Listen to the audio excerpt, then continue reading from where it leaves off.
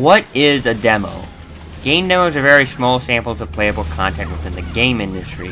Most of the time, they are not really that special, many don't really examine or think too much about them. Back then, it was sometimes a different story. Game demos left a huge impact on consumers in determining whether or not they wanted to buy it, not to be confused with non-playable demos or technical showcases, which are shown off by the developers themselves. Hey, just was wondering, is this an out-of-season April Fool's joke?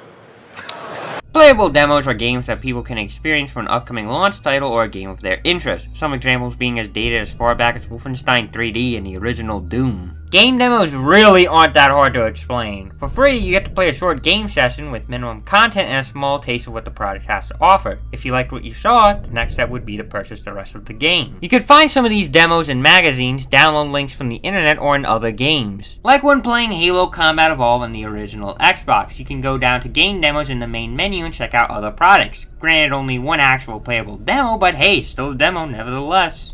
That's another thing on its own. Other developers gave a lot of shoutouts to each other back then. Maybe on the original Half-Life you might find ads for games such as SWAT 3 or Homeworld, which were both Sierra games of course. Foreshadowing for today's video. Another example is when Crackdown contained the Halo 3 beta on it, which was probably one of the only reasons why Crackdown became popular in the first place. Then again, define popular. Some of these demos were notorious, like PT or the Metal Gear Solid 2 Sons of Liberty demo, containing a copy of Zone of the Elders, which I honestly don't give a shit about. Now that you have the basic human subconscious of what a playable demo is, let's apply all of that to Half-Life! Mainly because I don't think I've ever made a video about Half-Life or even mentioned it before yet. So why the Half-Life demo specifically? Well, I think it would be interesting to look at some of them and to see what might be different compared to the retail. Also because I need to milk this cow. So with that, let's continue with probably the most pointless video you will ever watch. I don't think I need to explain what Half-Life is. I'm just gonna assume that you all are familiar with the franchise. You fucked up my face. To get on the same page, we will not be discussing any beta or alpha builds of the game, or tech demos, just official playable demos. With that clarity aside, the first demo we will be discussing is Half-Life Day 1. Half-Life Day 1 was never released or intended for the public, but it was a pre-release build distributed to business partners and game journalists to try it out. So unless you were someone like Jeff Keighley, at the time, you wouldn't be playing this. Also, yes, we are playing on WAN. We're going old school here. Oh yeah, ignore the highlighted text here. I don't think it's supposed to be like that. Change the screen! There we go. Much better. What makes Half-Life Day 1 so special is that there's cut and unused content for the game, which gives us an early look of how Half-Life originally was. Okay, I'm kind of breaking my own rules here, but it is still a demo.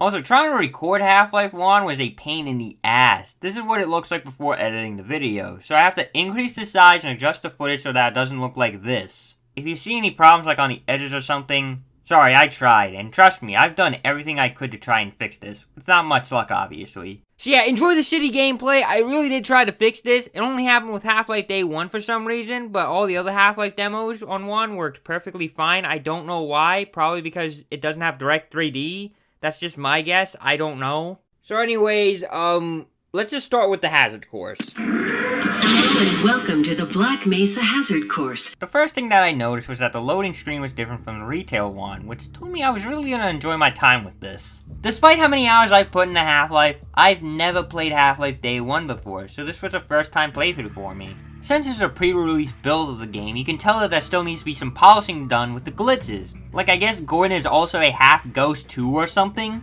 Real Freeman. Don't rape? Oh shit! Must have been a ghost then! Stop! And I guess every single decal in this build is fading in and out of reality. That goes for the whole thing, not just for the hazard course. Yeah, just ignore this. Other than that, this is still the hazard course that we know and love. Move into stealth mode, minimizing movement noise.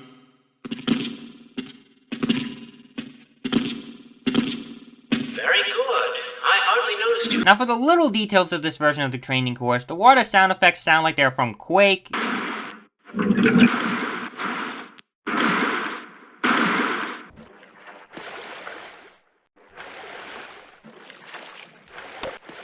There's no loading transition in this part. I guess the reason it was added in retail was to save performance. The biggest changes that most people will notice are the battery models. The blue one is just a suit battery. Like in retail, it functions exactly the same by giving you 15 shields, but it just uses a different model, of course. The other model is very interesting. It's a placeholder for the long jump module and is similar to the suit battery in design, but instead of being blue, it's just red. The explanation from Gina for the long jump module has unused dialogue and possibly unused mechanics. Long jumping is a feature you won't use very often, since it draws more power than any other suit function and requires its own short-duration charging module, seen here. To activate your long jump, you will have to duck and move forward, and then launch into a jump. Once you're up on the platform, press the button and I will demonstrate the move. I'm guessing the long jump module was to have its own charging battery, like how there are suit batteries for the HEV shields. But I haven't really found anything to support this claim, so probably not. That's all I could find or point out about the Hazard course that was different about it. Now for the actual game. Good morning, and welcome to the Black Mesa Transit System.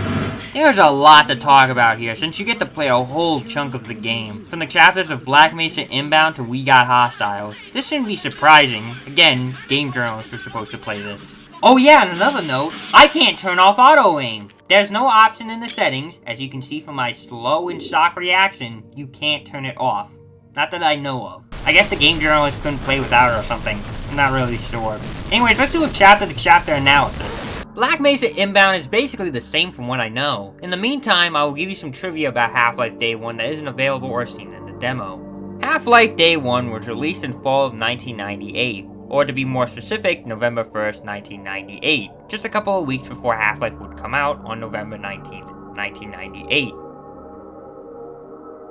Jesus Christ, guys! Wait, hang on for a second. It turns out that this build of Half-Life was made on August 31st and September 1st of 1998, so 2 months before the game was released. It's not as insane as I was making it out to be because this was an old build of the game, not an updated version. Now, I didn't know this, that's my bad, but Valve still polished up the game in 2 months. That is still impressive. There are some beta and early alpha leftovers in the files. The rocket launcher icon does not use the retail picture. Instead, it was for an early model of the rocket launcher that was used in the game. The trip mine has a different view model compared to the retail product. However, in order to see these, you would have to cheat them in. However, again, there's no developer console. You can only activate them through tips and tricks in the files. I got pretty fucking lazy and can't really tell you about it. There are some good guides that can inform you elsewhere. You can find the first Mr. Valve model in the game files that was used in this demonstration. There's no Direct3D, just OpenGL in software mode. I used OpenGL instead, since that would work for me. On the main menu, when you click on Order Half-Life, it sends you to an ad from Sierra about how you should buy Half-Life 1, man! You know, 90s shit. There are actually some early Half-Life chapter names beyond We've Got Hostiles that we know of. They are Screams and Whispers, Football, Abandoned Silo, Chutes and Ladders, You're on Your Own, and Down and Out. Wow. Those names are terrible! I am so glad we got what we got. Screams and Whispers sounds alright though, but Blast Pit was 10 times better. With that, let's continue with the rest of the game on the next chapter, Anonymous Materials.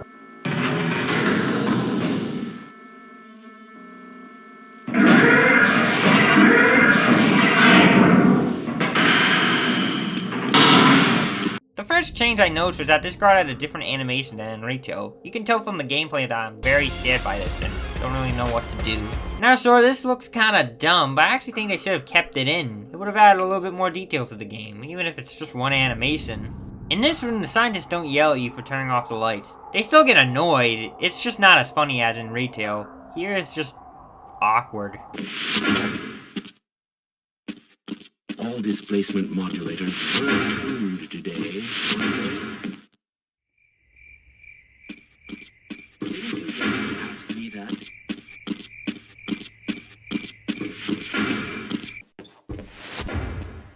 Greetings.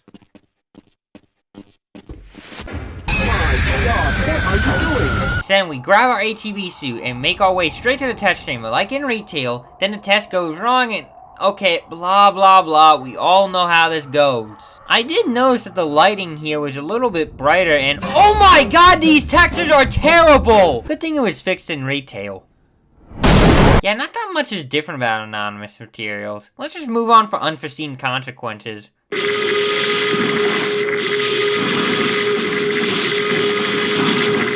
The first change that I noticed was that there were added explosions from the impacts compared to retail. This is a change I wish stayed in the final build of the game, since it added more detail to the world. Fucking leave more! The blood particles seem to be more in-your-face type feeling to them compared to the final game. Maybe that's just me. In Half-Life Day 1, when you shoot the G-Man, he runs away from the player. I get why they cut this mechanic because it is really goddamn broken. But it is an interesting idea because it shows how inhuman G-Man really is. But yeah, I forgot about that in the script and in the video. I thought I'd bring it up here. At this moment, I saw I had 18 rounds in my magazine instead of 17 rounds. So I did a quick test to see if it was because of one bullet in the chamber, or if it was just 18 rounds instead of 17. I had my doubts, but no, this one bullet in the chamber mechanic actually works. I don't show it in my video, but behind that gameplay, I was losing my mind. Most games don't do this and should. This idea of a mechanic wouldn't come back until 22 years later in the release of Half-Life Alyx. Seriously guys, what the fuck have we been doing with our lives? Then you get some grenades and... oh my god, you can carry up to 15 grenades in this? Oh wait, sorry. Not just 15, 25 grenades. That is so broken that I don't even need to explain why. Okay, there is a downside to this. The actual throwing in Day 1 is fucking terrible. Gordon throws the grenade in strange and abnormal angles. Like, I want to throw the grenade right here, where I'm looking at, off the edge and into the room. Instead, Gordon acts like a retard and throws it upwards across the goddamn room. Seriously, does he think he's on a football field? This is so unusual that I feel like I have to be a rocket scientist just to aim my POV right. And why do my grenades go faster than my dates do and fly all over the place? Also, it has the satchel charge sound effects for the impact hits. Why? I don't know, I guess they were still working on that. In that part of development, grenades are not fun to use and are pretty laughably unbalanced. But with that rant out of the way, we can continue with the game. Just fucking hit the head crab. The chapter itself. Well, it is still unforeseen consequences, and nothing much is different about it that I noticed in my playthrough. The next chapter on our list is Office Complex.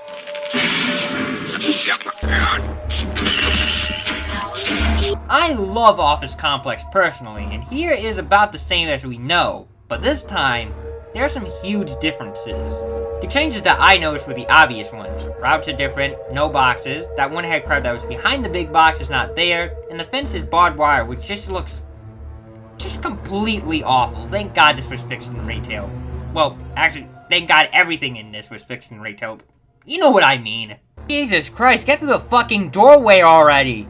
Normally I can put up with Half-Life 1's AI and work with it, while I've seen some other people can't and give up. If this is what we got, then people would hate it even more. It just isn't polished up yet. Damn, I should have been a playtest if I was alive at the time, because this crap is still an issue.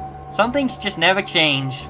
As I move throughout the game, I quickly notice this unused death animation for the bull squid, and man, it is an ugly one.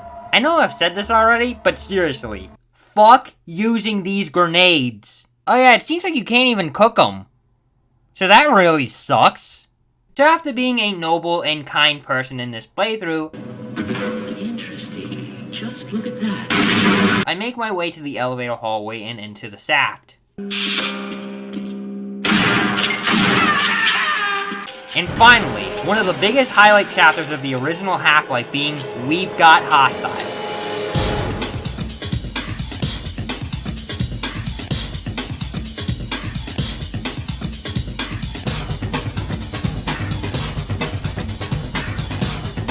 I noticed the most differences here compared to the rest of the experience. Where the MP5 is originally had a guard there instead. I'm glad they changed that because when the fuck do security guards carry MP5s with them? Plus, it foreshadows the Heku Marines' involvement with the incident and you get a good look at them before they go on a manslaughter. There's a vent here for some reason. I don't know why they got rid of that actually. Oh yeah, the elephant in the room. Get the fuck out of here, bitch! Nobody wants you here! Wait, I'm sorry, I didn't mean that! We have this scientist that is an immortal and is always thinking. Truly, the finest mind of his generation. Then, we get to one of the most key moments of the whole game, where we see this Heku Marine kill this scientist. In day 1, he just shoots at the player instead of the scientist. That's why he's turned around like this in retail. I guess so he wouldn't have to shoot you first. I mean, it could be worse than Soars. At least Valve fixed this problem for Half-Life 1. Thank God you're here.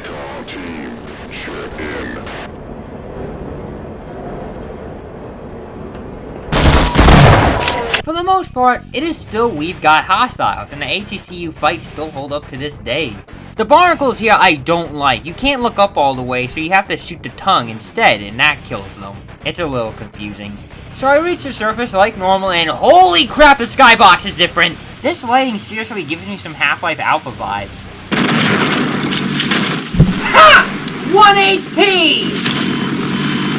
Never mind. So I get back underground like normal, and, this happens?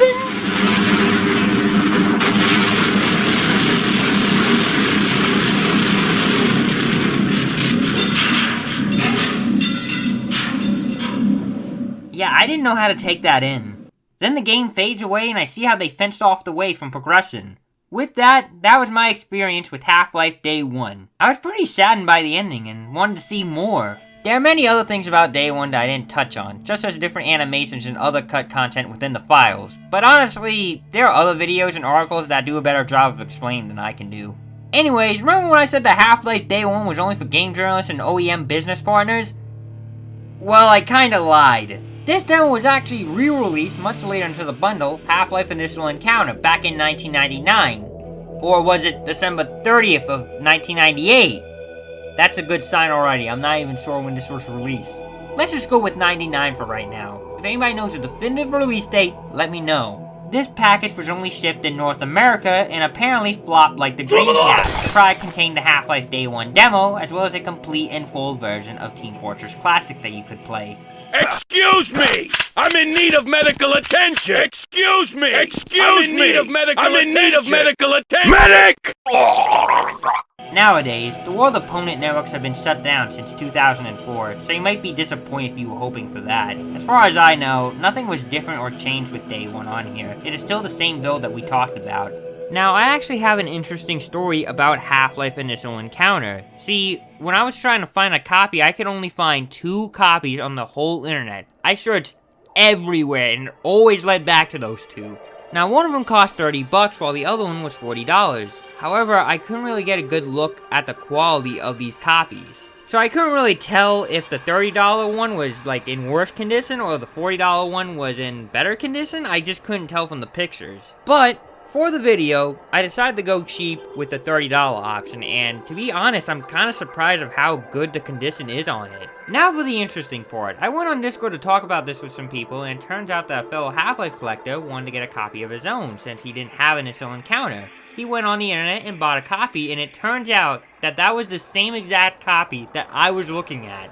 $40, same website, everything. Me and him basically bought the last 2 Half-Life Initial Encounter copies on the internet. Like, seriously, there's none going on sale as of recording this video. Not that I can find, there probably is in the future, but like, as of today, there's none. So if you wanted to purchase Half-Life Initial Encounter,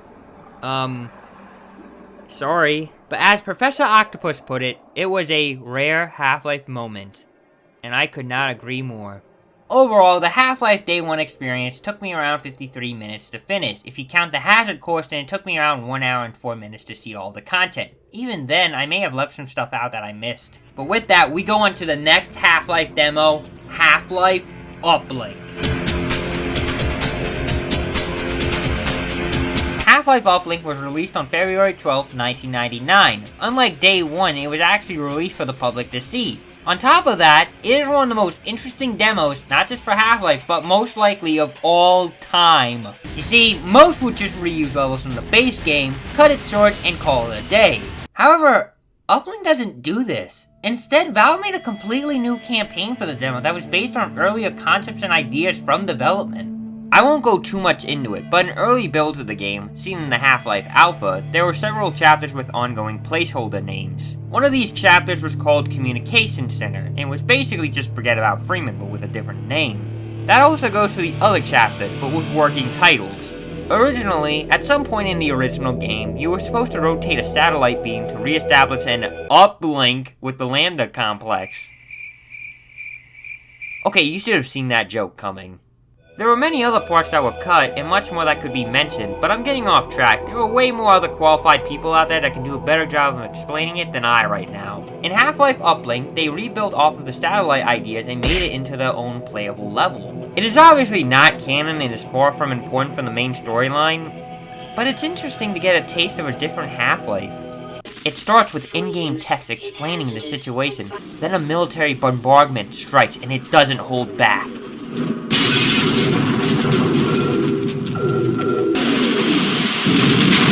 How the fuck did I die from that? So after not dying, we listen on this conversation about how we need to go inside a transmitter dome and send a signal to the US NRC so we can open a door. I don't know. Also, these are cut lines from the base game that Valve reused for the demo. Pretty interesting fact in my opinion. So send it already. I would love to do that, but the aerial bombardment has made a wreck of my transmitter. The cables are severed. We'd have to aim it by hand, and I'm getting high radiation levels in the transmitter dome. Nobody but a fool would go in there. What about this guy? Yes, you could survive in that suit of yours. Very well. I will lower security on the satellite access elevator, and you can go up into the dome. Afterwards, we go inside this elevator and then break through a vending machine to climb through a vent. Of course, there are other two paths you could have gone down, and I really love this form of level design choice. In this playthrough, I broke the vending machine so I could get the shotgun. Haha, suckers. I have to say, Uplink is really good. The level design, the unique environments, and the combat encounters are amazing. God damn it! Of course, Uplink tries carrying over ideas from a Half-Life we could have gotten. Originally, it was supposed to be much darker and bleaker compared to retail. Valve tried their best recreating this aesthetic. Bombs falling, controlling turrets and mowing down Heku Marines into guts, Marines executing scientists and burning Vortigons, and it literally being dark. You really get the sense of guerrilla warfare at times, and just something about these colored crates gives Uplink an identity of its own. So after some fighting with the Heku Marines, we sneak our way across the battlefield. I then blow up these guys with their own explosives and...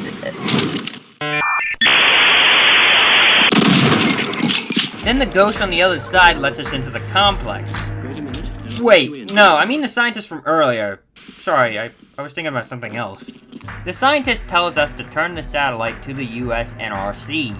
Why the Nuclear Regulatory Commission? I don't know. Are we by any chance tricking them, or are they helping us? In a government cover-up. But other than that, I can't imagine being in 1999 and how this must have felt to someone. Personally, when I was a kid, I was amazed by this environment here. Fun fact, there were actually some unused textures that weren't used in this room, such as Interpol, NORAD, and CNN. You are fake news. After that, we fight a couple of Heku Marines and... Then we make our way into the sewers and see more cut ideas and themes from the original builds of the game. More people dying, barely lit corridors, Marines dying in horrible ways, like this dude chilling in literal acid, and the zombies growing more of an intelligence.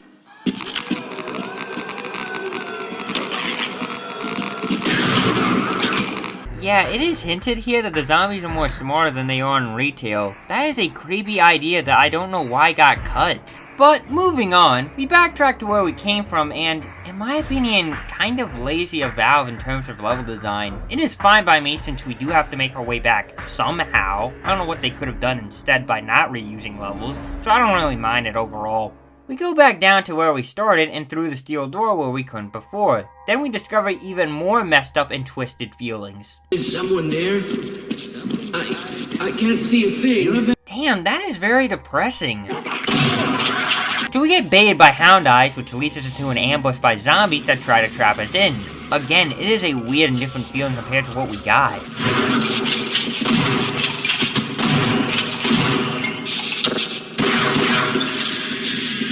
We cross paths with a Gargantua who literally kills everyone around us, and And let me tell you something, this scared the shit out of me as a kid. Seeing the Gargantua kill everyone in this room, being helpless and not being able to do anything is what made the Gargantua in this scene so menacing. Then, Gordon is presumed dead, but the screen fades out before we can see anything, while the game basically yells at the player to buy Half-Life. Well, in a symbolic gesture, but you get the idea. The training course is still here, though nothing is different since it is still the same one from retail. I would show gameplay, but for some reason my footage turned out like this. I'm a good content creator. Uplink took me around 21 minutes to finish for the main mission, but the training course included was about 29 minutes long. Half-Life Uplink is not like any other demo out there. I don't know any that give you exclusive levels to play through. It's almost like its own expansion pack. The only other demo I can think of similar to it is the Stanley Parable demo.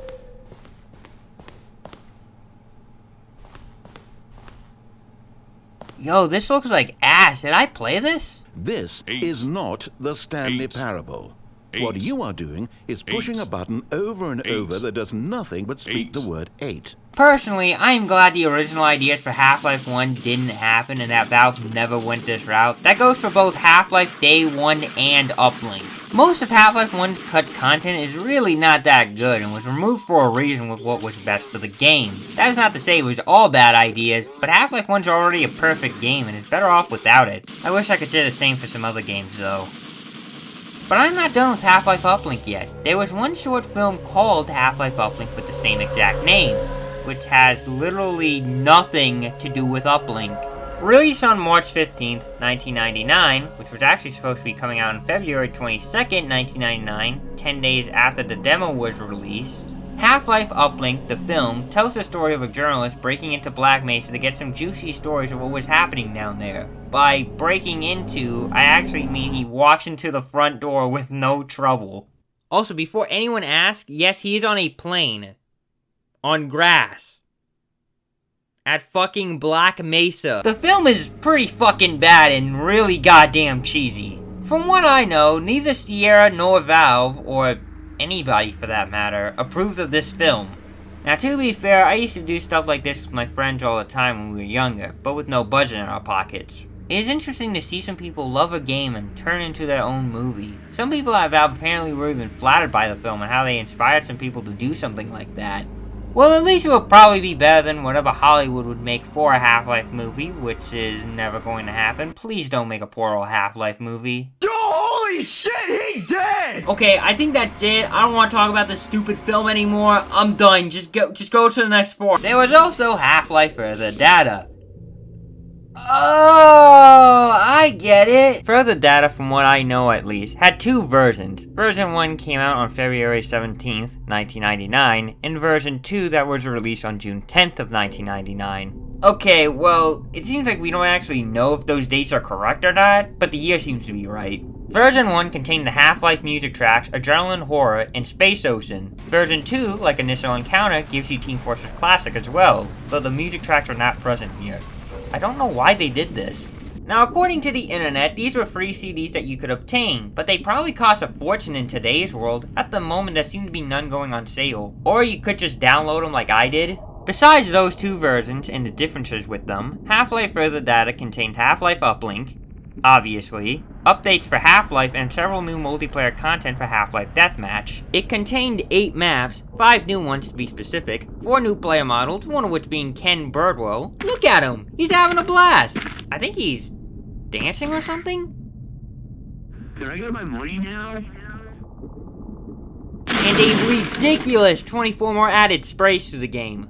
On the maps themselves, let's do some quick thoughts on how I feel about them. We got Crossfire for being Crossfire. Come on, it's Crossfire. What else do I need to say? Frenzy is alright, but I don't think I was supposed to be up here. And Gaswork is a map I never really cared much about personally over the years. I know some might hang my head for that. For the new exclusive maps, we have Double Cross, which is just Crossfire. But it's like a cursed version of it, and too much over-detailing with unnecessary changes. Rust Mill is an interesting map, but it doesn't really look fun and just has a boring environment to me. Oh yeah, for me the skybox was different. It was supposed to look like this, FYI.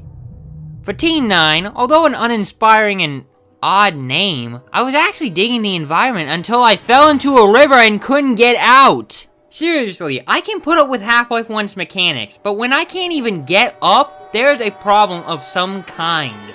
Other than that, the map was just... meh. The next map, The Hill, was actually pretty good and my personal favorite out of the bunch. Each floor has a different color to it, and has some memorable layout. It's small, easy to play on, and even has PC Gamer on it. Overall, I like this map. It's kind of ironic how there's not one hill on this map though. The last one with the most original title ever, Zendiem, was actually not that bad of a map either. It looks fun and neat to play on. Not too complex for me. So what is that? 2 good original maps and 1 repaint out of 5? Good job, Valve. Oh wait, further data was free during its release. In that case, this was pretty cool then. It is strange because this new content was never carried over to the retail version of Half-Life 1, making further data a little bit more special and exclusive. But I think we can all agree, with no objections, that it is awesome you can spray elephants doing crack on the wall. I endorse this. Now with further data, Uplink, and your new god aside, we can move on to the next Half-Life demo. Plus I almost forgot what this video was about. Now those 2 demos were honestly the highlights of this video, and as a whole, notorious among the Half-Life and gaming community. Hell, you could make videos just about those 2 demos alone. But now we get on to the other demos from Half-Life that nobody really cares about.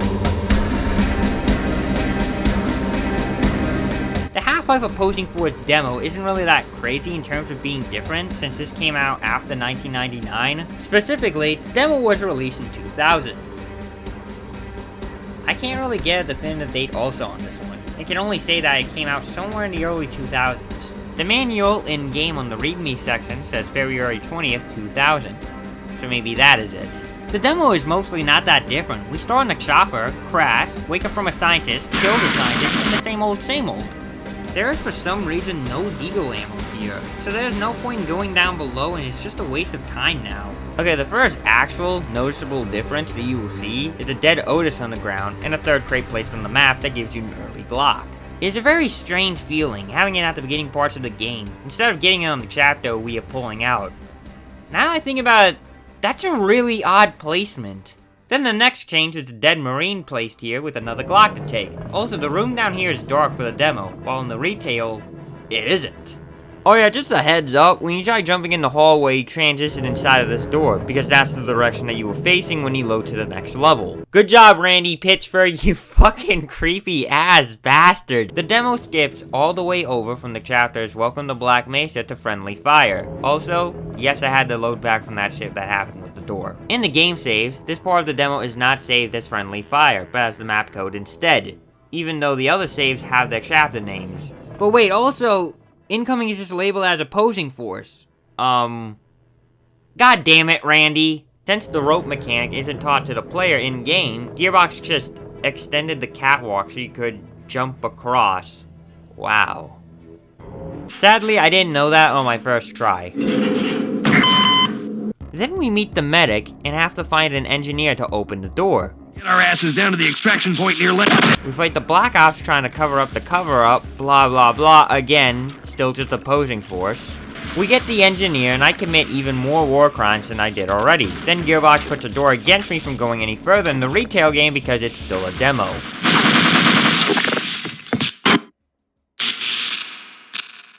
Hey beautiful, you come here often? It fades to black, and then the demo teleports you to Randy Pitchford's sex dungeon. Wait, sorry, I mean the chapter Foxtrot uniform. My bad. How the hell did Shepard get down here if there's no entry to it? Oh god, maybe this is Randy's dungeon. Also, why put this spore launcher all the way over here in the dark? Who would have seen this? Oh yeah, I almost forgot to mention how there isn't even a sniper rifle here like in the full product. Now it's just replaced with magazines. Yet they still show off the spore launcher and the M249. So me and the squad get ready for action, and then the demo yells at me to buy the game, and it just ends there. I guess I should have expected that. Now that is where I was gonna give up. Like how most normal people would. But it made me wonder, how much of this level was still intact? I tried the first thing that came to my mind by sprinting through the level, but I didn't really see much. I tried again with the old star speedrunning trick, but that didn't work either. I tried doing this 5 more times because I guess it worked out the first time. So then I did a satchel jump, and... okay, this is just the same map as in Retail. Enemies are placed where they're supposed to be, so nothing much is different from what I know. My only guess is that there isn't a level transition that loads you to another map. There's probably nothing else to see here. I got pretty fucking lazy, so we'll never know. Plus, this was taking longer than it should have. Well, there is a training course, but you just fade out when you get to the part where Bond stops talking to you. Why add it in if you're just going to show the Bond speech? Op 4's demo took me around 22 minutes, including the training course on my first playthrough. It was alright. I got to see Opposing Force in a new light, and it was something that was official. So that's pretty neat in my opinion. It is no Day 1 or Uplink, but if I was in the year 2000, I would buy this game after playing this demo. Oh, you've got to be kidding me. Just when I thought I got everything for this video, this comes out of nowhere. This is why doing long videos is a pain, kids. Now, I don't really want to talk about beta content. It wasn't really my goal for this video. Sure, I covered Half-Life Day 1, but that was actually released later on. Here? This press demo literally got leaked like a day ago from recording this. However, this demo was given to game journalists to try out, and it is still a demo. Screw it, why not? Let's talk about it. So what is the Opposing Force press demo? And how are we just now playing this? Well, I don't know everything about this build. It's still very new after all, but I will try my best to inform you with my knowledge of it. The Opposing Force press demo was being sold on eBay by, I think, an IGN employee? I heard something about that, I don't know. It was bought by Magic Nipples. He posted the files and you can now play it. Here it is, the Half-Life Opposing Force press demo. God damn it, that just looks amazing. Before I started the game, I tried looking around the demo to see what was there. I checked the multiplayer out and it... works? In huge quotation marks? This doesn't have a polished and nowhere near close to finished multiplayer from the looks. It just says, multiplayer games not allowed in this demo. Can't even spell multiplayer right. Since there was nothing for me to do here, I figured I should start the campaign and see what's different about it. Are you fucking serious? Alright, fine. I'll just use my copy from the Half-Life Platinum Collection. As you can see, I carefully take out my copies with so much care and use the Half-Life 1 disc. Which actually worked for me. So, how is the demo? It's exactly the same as the 2000 Opposing Force demo that we just played in terms of structure. I'm not even joking. They might have just reused the same demo here for the 2000 release, with some big changes obviously, but I don't really know. We still go through the same chapters: Incoming, Welcome to Black Mesa, Friendly Fire, and Foxtrot Uniform. The boot camp is still cut short after Barnes' speech, and whoa, your face is ugly! Another difference here is that the Gearbox names aren't on the boxes. Other than the training course, there are many more notable things. This build of the game was made in mid-October of 1999, a couple of weeks before the final build of the game would be released on November 3rd, 1999. The game would come out on November 19th, 1999, on the 1-year anniversary of Half-Life 1. This build, compared to Retail at least, has different models, sounds, and not yet applied or polished mechanics. The second chapter is called Incoming and not Welcome to Black Mesa. Weird. Otis is placed differently than where he is in Retail. Wait, does it still work? It still does! Wait, that's not that very surprising. Of course it's still there. Lose some weight, fat ass. The ground sounds like... concrete?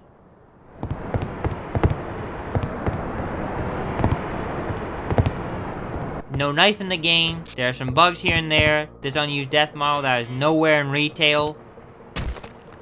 Maybe that's why they didn't use it. There's no elevator that comes down with water gaunts on it. The ropes are weird in this build, because you have to press your use key to grab them instead of touching them. Which I didn't know at the time. Again. So I cheated my way out of this room on my first time playing. Speaking of which, the room is brighter than in Retail. Got blacked by these lights for some reason. I don't know why. The medic isn't pitched at all. In Retail, he sounds like a nerd and it fits his look. But in the press demo, his voice isn't pitched at all and it just doesn't really work well for me. Shepard, what the hell were you doing down there? Listen, we need to get our asses down to the extraction point near Lambda Sector. With any luck, we'll even get a shot at Freeman on our way out. Listen, we need to get our asses down to the extraction point near Lambda Sector. With any luck, we'll even get a shot at Freeman on our way out. This part looks cool. I wish they tried polishing the lamp up to make it look better or something. There's a different door here than the one in the 2000 demo, and the dead marines I killed came in the next level with me for some reason. The M249 also has 100 rounds in it. Sure, that is what the real weapon can hold up to, but that seems pretty unbalanced for the game in my opinion, since you can just keep on unloading bullets.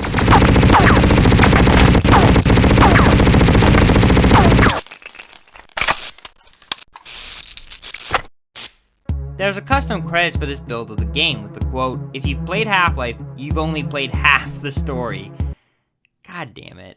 There's way more stuff in this build that I didn't touch on, but I just want to address it in this video at the very least. Plus, I wasn't planning on covering or preparing for this release. Like I said, it just came out of nowhere. The link and credit will be in the description down below, obviously. Thanks to Magic Nipples for getting this demo. With that covered, we can finally move on to the next demo. The next game in the series is Half-Life Blue Shift, but I couldn't find an official or even made demo for the game. So, Blue Shift is off the table, sadly. Well, in that case, I guess we can move on to the next best thing.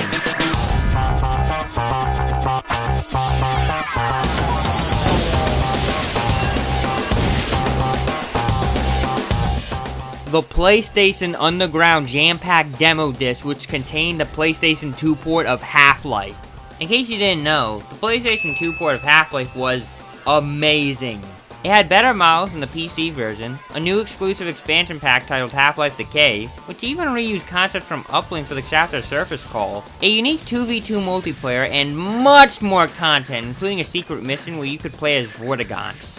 Originally, I didn't own this demo, I just pirated it from a PS2 emulator instead. Then I wrote my adventures about playing this port with a keyboard and mouse, which was frustrating and whatever is happening here.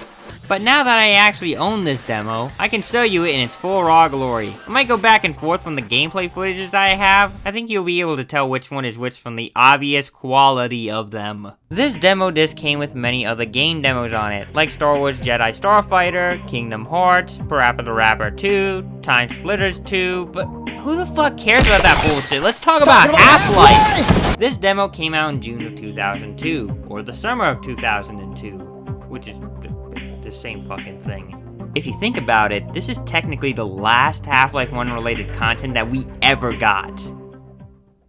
Damn, that's depressing. I don't want to think too much about that. Let's just get started. When launching the demo, it opens up with this picture of what the controls are for the game. Okay, I will admit, it took me way longer to close this than I did. And here's the demo. No Decay or multiplayer, obviously.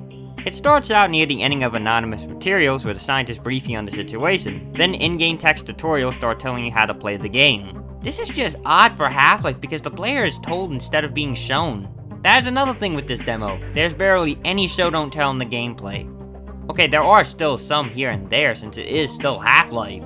But you get the point. Climb up and start. Thank you, game. I know how to play Half-Life. Using a controller for Half-Life is awkward. It doesn't look as bad as it seems, but god damn this was a struggle. If you can't tell from the gameplay footage. Then the test goes wrong, aliens come in. Yeah, we all know what happens. Since this is the PS2 port, many of the port changes are still here. I won't be focusing on them too much, only on the major ones for the demo specifically. Okay game, I know how to get Eli to follow me, thank you. More in-game text tutorials. God damn, this feels like a modern game. As we continue, we see more in-text tutorials.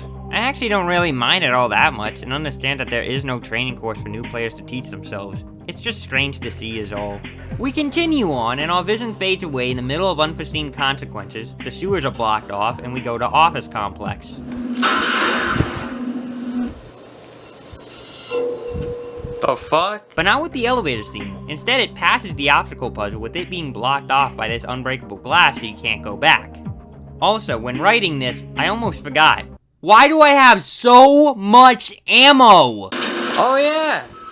Why do I have this much fucking ammo? Look at how much fucking ammo I have. I'm set for life at this rate. Why explore and scavenge when I have all the shotgun ammo in the world? The game is almost too easy now since I can just use it with no worries. For the differences, there are quite a few. There aren't any boxes here for some reason, as well as the map geometry in some of these areas. Well, they feel different to me compared to the PlayStation 2 port. These vents are much smaller with the removal of the big fan, and you don't fall on the floor like you do in a normal game. Well, you can on purpose, but you can't get back up. Seriously, where's the ladder at? Or at least, why is it gone? So your only option is to go back around, and that is how you carry on. Man, like I said, it just seems like some glitches are just never fixed. Dude, I still find this hard to believe how, even back in 2001, or I guess even 2 technically for this demo, these bugs still fucking exist. Like, come on. I wanted to disable the turret ahead since I've been playing with the controller and I've died in multiple embarrassing ways, but I couldn't for the life of me get on the fucking ladder. Believe me when I said I think Half-Life 1's ladders were perfectly fine, and I usually don't have any problems with them. Everyone who does just sucks at the game. Yeah, this is embarrassing. Let's just move on from this. There's no barnacle here. Why even still have the blood here then if there's nothing to foreshadow? I tried sneaking around to kill the Vortigons, but there's no one there and it just fades away till we've got hostiles. Then, I had this really perfectly timed gag. For God's sake, open the silo door! They're coming! We've got hostiles is about the same chapter. Nothing's really changed about it. We see the scientist and security guard both die, and we continue onwards into the next room with the turret. Wait, what the fuck? Okay, except for the fact that 80% of this chapter was not in the demo. Again with the no show don't tell sequences from the original game. These might not seem like a huge deal, but these parts of the game leave a huge impact in gameplay change for the player to adapt to so they aren't confused on what is happening. Anyways, that rant aside, now to the part that is interesting. You get the RPG extremely early, fight some marines like in the base game, then fight a fucking helicopter at the same time, which is the boss fight for the demo! After taking down the helicopter, the demo just kind of ends. No thanks for playing, hey, buy our game, instead it's just boop, back to the main menu. Now, from my comments and playthrough, you would think that I didn't enjoy my time. But I actually did. Always seeing more Half-Life is awesome. It gives me a new experience that I didn't know existed. Despite the controls and other issues I had, generally speaking, it was still fun. Now that should be the ending of this, however, it isn't. The demo also contains Half-Life Uplink on it. It's nothing special, it's just Uplink with the PS2 HD models and could easily be seen with a quick skin switch from Game Banana. Okay, so how do you play Uplink then? It isn't on the main menu or anything. Well, here's the thing. I'm guessing most people didn't even know that Uplink was on the PlayStation 2 to begin with, since it wasn't advertised very well, but Uplink is on the demo disc. Well, so I thought anyway, for my copy. To be honest, I thought this would work with any copy of the demo, like my version here that was like $10 on eBay. It had Half-Life on it, so it must have Uplink as well, right? Well, I tried it out by typing in the code in order to get Uplink and everything, but that is when I learned unfortunate news.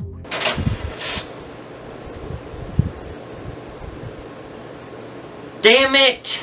That is when I discovered you need this specific disc. I even knew about this version being out there, but I didn't know Uplink was only on that copy. Normally I would say, oh well, that sucks, better luck next time.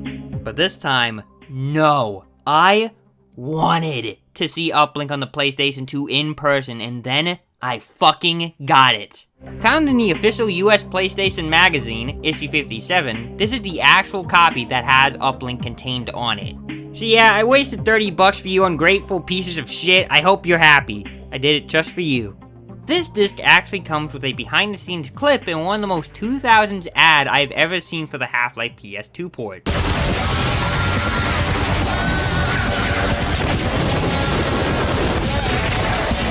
That'll look nice in my trophy room. Also, they have unlimited ammo and cheat in the fucking gameplay. Like, look at this shit! What the fuck is this? They do mention Uplink and that you can't play it in the video here. On the PC, Half-Life has more mods available than just about any game, and the mods will be coming to the PlayStation 2 as well. In fact, Underground viewers will be the first to get the latest Half-Life mod, Uplink, and it's only available on the PlayStation 2. Okay. There's a lot of things he just said there that were false. First, mods being ported over to the PlayStation 2, that shit never happened. There are probably some fan ports out there, but nothing official was released like that. Second, Uplink is not a mod, it's a demo created by Valve. Third, I'm sure these were a poor choice of words, but Uplink was a PC release. It's not like it was an exclusive to the PlayStation 2.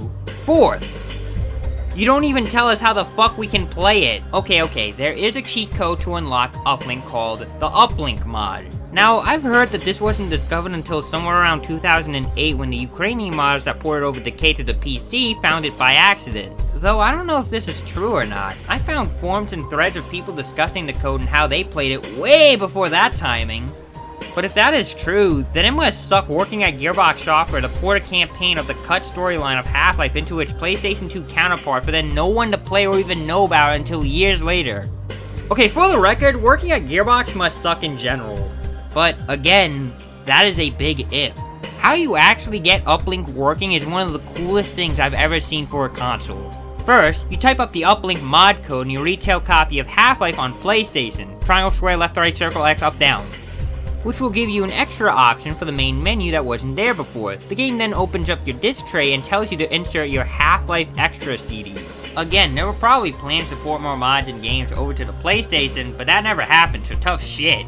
Put in the issue 57 disc in, and let me tell ya, it is an unbelievable experience. Oh my god. No fucking way! Yo! It works! Holy shit! I did it! Oh my god! Holy shit! Onto the port of Uplink itself, it's just Uplink. Really, nothing has changed about it other than the PlayStation 2 models. As a hardcore Half-Life player, I think Uplink is really hard, and having a controller instead is even worse for me.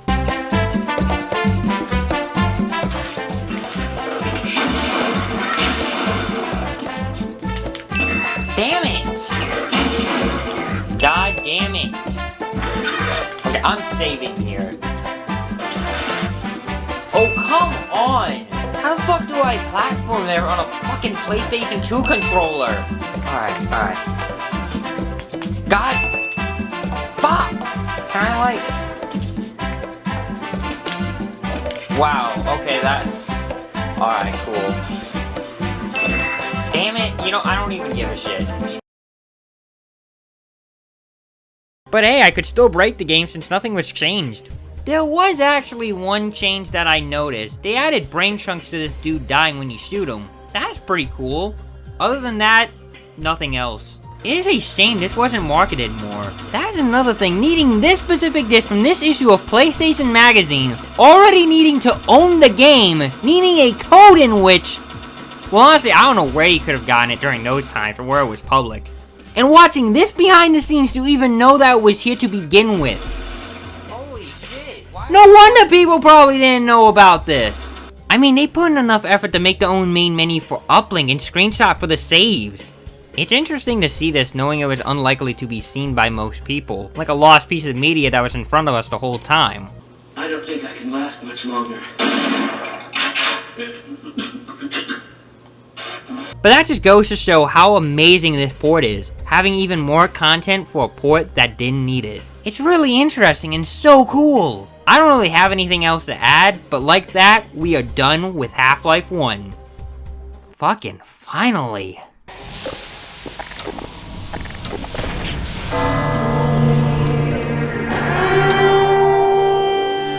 The next demo on our list is Half-Life 2's demo. I have a childhood memory with this one, so I might be a little biased in this part of the video.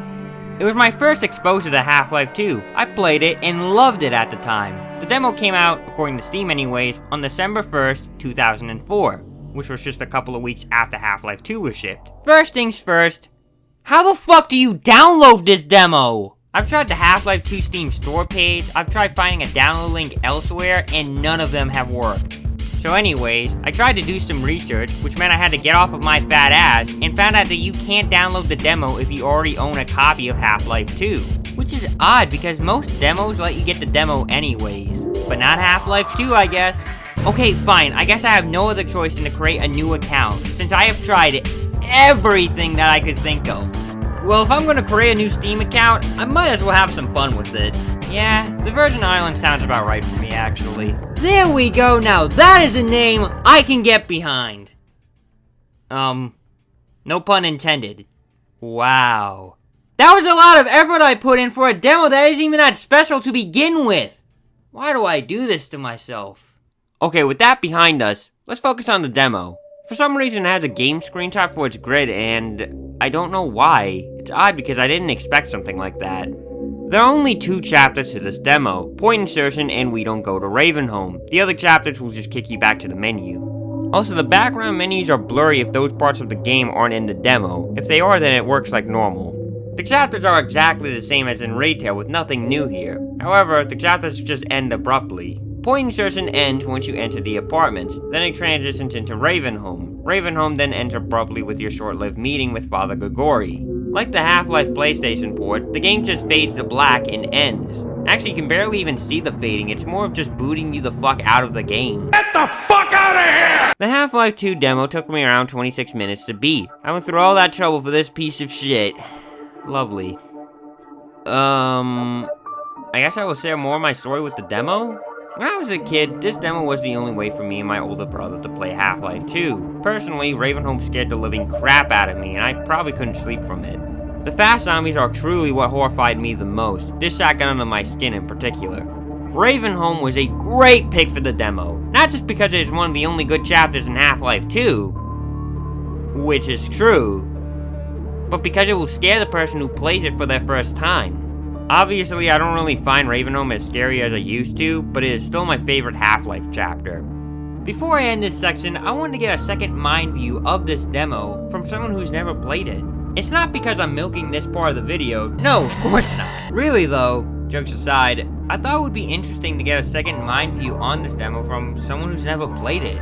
Now, this person has been mentioned on the channel before, and I am glad to have him on physically. Without further ado, may I introduce my first collab with Mauricio Hara.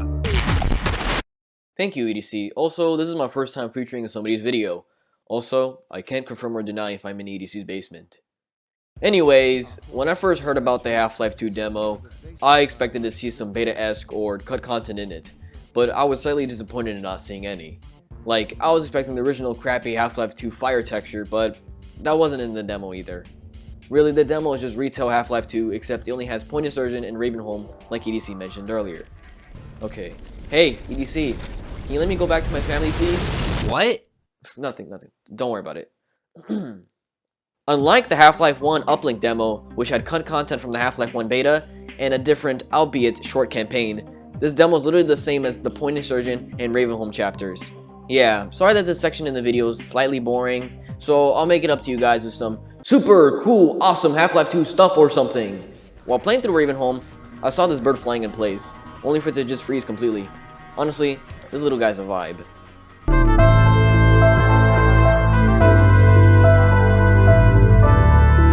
And if you're too lazy to jump over this like the complete gigachad I am, you can grab this prop and stop the spinner. Also, another fun fact about Ravenholm is that it is one of the true last beta remnants of Half-Life 2, and if you were to see the beta, Ravenholm stays very similar all throughout, with many beta textures remaining there. Oh, and do you see this barrel? Did you know it is explosive? You know it's explosive by checking the lettering on it that says... Wow, that collab was completely fucking pointless. Why was he here again? Oh yeah, that's right. I was on a call with him and I just said out of nowhere, hey, you want to be in my video? And he was all like, yeah. And that was that. We didn't have a plan. We just kind of went with it.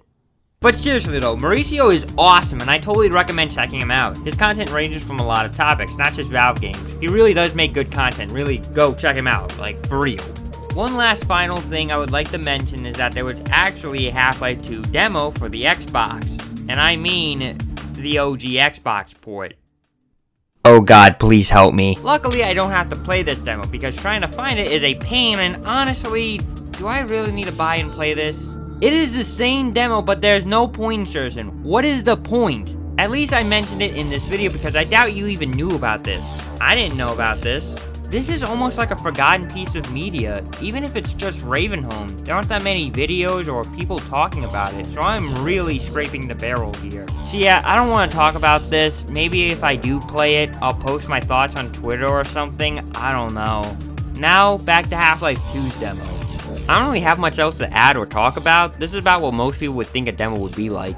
I can say that I am now able to achieve my childhood dream of being able to type up Impulse 101 and become the new god of this world. Dreams becoming a reality! I can die with no regrets! I wasn't really sure what to talk about next. There was Half-Life 2 Lost Coast, but that isn't really a gameplay demo, it's more of a tech demo built to show off HDR on the Source engine. So it doesn't really count for this video, since Lost Coast was of course a new short campaign level made by Valve 1 year after the base game was released, where you explore a cut part of Half-Life with themes from earlier concepts and having some odd weapon placements here and there. But hey, I'm probably getting ahead of myself overthinking it. What else is there? Well, there isn't anything for episode 1 that is like a demo, so that's off the table. Believe me, I really tried looking. Well, that leaves us with only one option left. Episode 2. So is there a demo out there?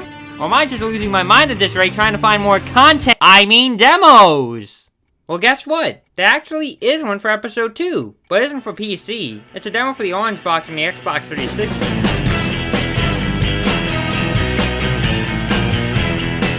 The Orange Box was actually how I played both episodes for the first time. I knew of their existence, but I didn't have them for some reason until I got a 360. Somebody probably got confused with the titles or something. My memory tricks me some days.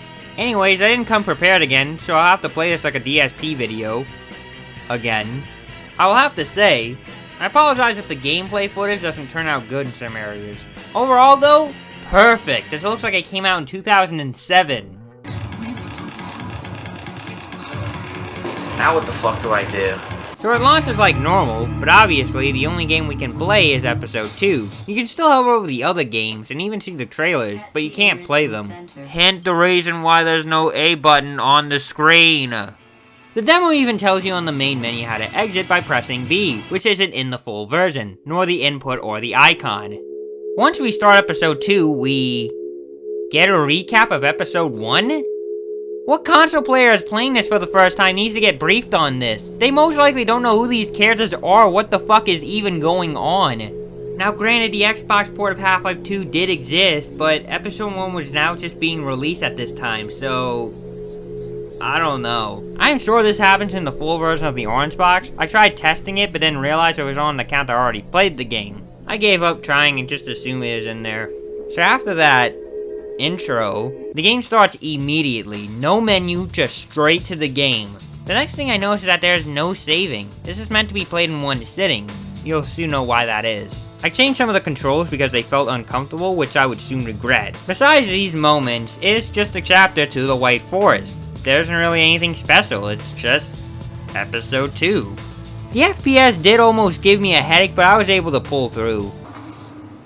Jesus Christ, this is gonna give me a fucking headache. Holy crap, dude. Playing Half-Life on the control was just never meant to be. The sensitivity is either too fast or too slow. I got fed up with the control system I put in place and put it back to default. Though it didn't matter in the end, because the next thing I knew, the demo fades midway into the chapter and we get an ad for us to buy the Orange Box. At least there actually is an ad, instead of it just ending. This demo took me around 15 minutes or so to beat. I've lost some of the footage, so I can't say for sure, but like, just play the first couple of minutes of To the White Forest chapter and you've played this demo. It takes about 7 minutes for a veteran to play through this on the PC. There really isn't anything here to talk about. Although it was neat revisiting a childhood memory and nostalgia, I can't deny that this demo was boring. At least Half-Life 2's demo gave you Ravenholm, while in here you only get one combat encounter. It's not even a notable one at that. Boo! Yet, I still had fun with the demo. It brought me back to the old days when things seemed more simpler and less chaotic. In fact, this kind of reminds me of my old YouTube/home videos me and my friends used to do. Good thing there are no more witnesses. Well, thank God we are done with that. On to the next demo.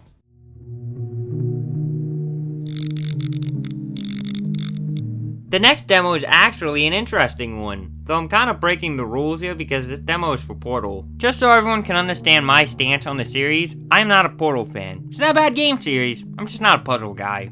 Despite the fact that Half-Life and Portal are in the same universe, I see these two games as their own entities, with different tones, soundtracks, stories, etc. There, those are my thoughts and hot takes on Portal. I'm not the biggest fan of the franchise and view both series differently. But I didn't know this Portal demo existed until a week or so ago. This demo is called Portal: The First Slice. Okay, to get it out of the way, is there anything new or different in this demo? Short answer, no. But man, that is a cool title. Also, remember the Half-Life 2 downloading issue from earlier and how it was one of a kind? Well, I lied, because I found another demo that you can't download once you purchase the game, aka Portal: The First Slice. Jesus Christ, Valve, what are you guys doing? It wasn't too much of a problem for me because, you know, the second account, so good on me for that. There was this one moment in time where Portal: The First Slice wasn't available on Steam due to Portal being free. However, once the sale ended, you could download the demo again. The demo was released on May 8th, 2008. Portal: The First Slice was promoted to customers and consumers of Nvidia and ATI technologies, while even possibly offering bundles for Half-Life as well. Like I said, this is still just the same old Portal 1 that we all know. The amount of chambers that we get are 11, them being 0, 1, 2, 3, 4, 5, 6, 7, 8, 9, and 10. You can still go into the commentary mode, but I don't know if that is a glitch or not with my version of the demo, so take that with a grain of salt. There really isn't much to discuss, it's just Portal 1. It took me around 11 minutes to finish on my first playthrough. The only thing I can bring up is how at the end of Chamber 10, there's a no-draw texture used for the demo. Once the player comes to that floor, the texture is changed and you're kicked from the game. You can even see it before getting kicked if you're fast enough. Look! There it is! That is pretty much it for the actual demo itself. Wait, hang on for a second. No, I'm lying to myself right now. That one part with the Half-Life 2 machine gun was pretty awesome. There's one more thing about this demo I didn't touch on. You didn't just get Portal: The First Slice for free, you also got Half-Life 2 Lost Coast and Half-Life 2 Deathmatch on top of that. I love you, okay? You're gonna succeed in this world. Yo, why are you shaking your head like that? You don't love me? You're a fucking asshole. Fucking die, you piece of shit. You know, for the time, that's a pretty good deal. For a demo, anyways. Oh wait, I'm forgetting one more game you also got for free. You could get Peggle Extreme as well. Now you might be saying, what is that? It's this.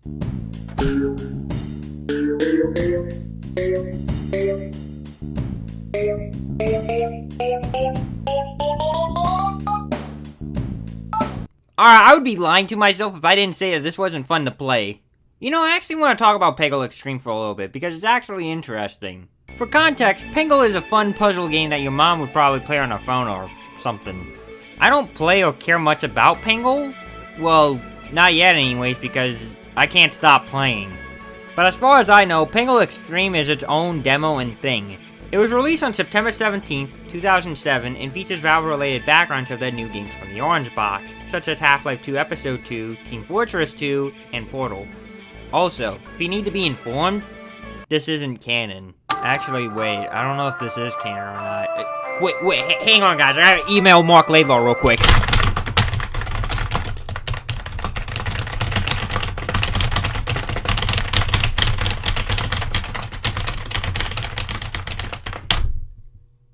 Wow, holy shit, that was a fast response. Mark Laidlaw wrote, much of Peggle Extreme was played, but I don't remember the circumstances around its release. And that's all he wrote. God damn it! He didn't answer the question about if this is canon to the Half-Life storyline or not. The only answer I got is I probably played a shit ton of Peggle Extreme. How does that help me? Actually, wait, hang on. I'll just edit something in. Yo, dude, Mark Laidlaw just confirmed that Peggle Extreme and Half-Life are in the same universe. And he also gave me an endorsement. Let's fucking go! Despite not actually being for Portal First Slice, the Portal levels were actually my favorite ones in this because you have to shoot your balls into the portals. The goal of the game is to take out the orange balls and get some high scores. That is basically the gist, but there's a surprising amount of content in here just to promote these games that most people at the time already knew about, which were 10 exclusive levels and 5 challenges to be specific. Okay, I think this game is too addictive. I should stop while I have the chance. Before anyone asks, yes, I put my name down as EDC445, Elephant's doing crack 445. If anybody in the audience knows how to make cupcakes, I live in Bakersfield, California. We can meet up there. And even Drake Bell is here with me. We are guaranteed to rot in hell for all eternity. So Portal 2's demo is a bit of a challenge to play. Why?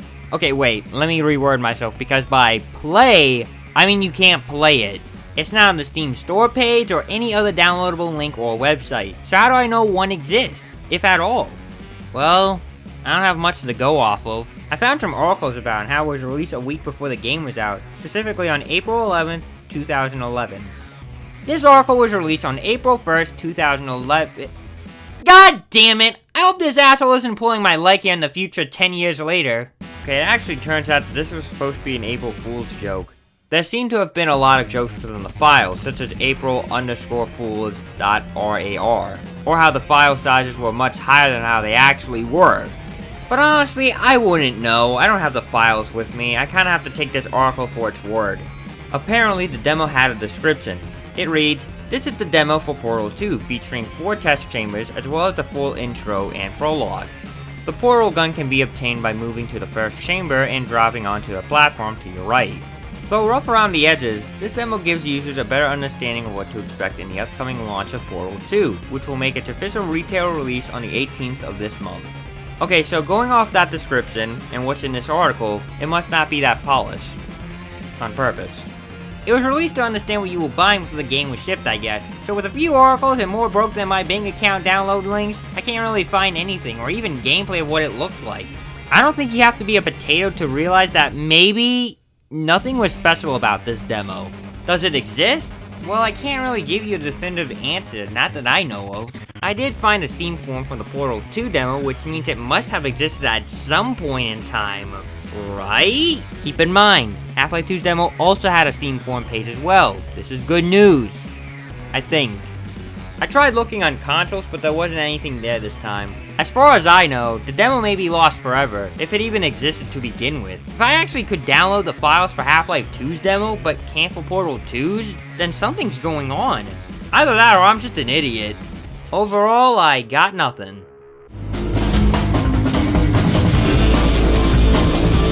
13 years later, a new Half-Life finally releases and is our final demo for today. This demo was for Half-Life Alyx. Now, this isn't a demo, but before the game was released, it did have a showcase of what to expect from the game, mainly in terms of environment and to hype up fans who waited for so long. I'm pretty sure that most people would say this doesn't count as a demo, but I really don't care. There are really not too many special things about this, other than how there's some changes in the scenery compared to the final game. The 2 locations that you get to explore are the playground after Alyx is saved by Russell, and then Russell's lab. That is most likely to show off the game without revealing too much. Now, there are other videos out there where people dissect it and cover this better than I could on YouTube and other online sources. 3 Clicks Philip made some great videos about it, and plus, this is old news, man. The game's already out. You would think I would talk more about this and use my own footage, but this was for the Valve Index, and I don't own a Valve Index, so I can't. So there you have it. Those were the demos of Half-Life. And I guess Portal as well. Now you might be asking yourself, was watching this video a waste of your time? Yes. Seriously, why did I make this video? Who the fuck is awake at night wondering about the Half-Life demos? This was the most pointless video I've ever made. That concludes this video. If I had to rank the demos I just played, it would be something like this. Yeah, that is right. I had more of a fun time with the PlayStation 2 Underground demo than Uplink. Though I don't blame others for thinking differently. Then again, I think the newer experiences spoiled me the most. I might be pretty biased. Not just because it is one of the only good chapters in Half-Life 2. If anyone wants to get in touch with me, you can send me a message at my new email made just for fans. Or people who just want to get in contact with me about something. At elephantsdocrack@gmail.com. Make sure to not follow me on Twitter and to like, share, comment, and subscribe to the channel. Which demo was more interesting to you the most? I will have a pinned comment down below for you to answer that question. But for now, I will leave. Goodbye. I need to sleep.